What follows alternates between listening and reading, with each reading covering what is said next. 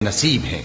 और अगर तुम्हें शैतान की जानिब से कोई वसवसा पैदा हो तो अल्लाह की पनाह मांग लिया करो, बेशक वो सुनता है, जानता है। और रात और दिन और सूरज और चांद उसकी निशानियों में से हैं। तुम लोग न तो सूरज को सजदा करो और न चांद को, बल्कि अल्लाह ही को सजदा करो जिसने इन चीजों को पैदा किया है, अगर तुमको उसकी इबादत मंजूर है। फिर अगर ये लोग सरकशी करें तो अल्लाह भी इनसे बेनियाज है, क्योंकि जो फरिश्ते तुम्हारे परवरदिगार के पास हैं वो रात दिन उसकी तस्बीह करते रहते हैं और कभी थकते ही नहीं। और ए बंदे, ये उसी की कुदरत के नमूने हैं कि तू जमीन को दबी हुई यानी खुश्क देखता है, फिर जब हम उस पर पानी बरसा देते हैं तो वो शादाब हो जाती और फूलने लगती है। बेशक वो जिसने जमीन को जिंदा किया वही मुर्दों को जिंदा करने वाला है। बेशक वो हर चीज पर कादिर है।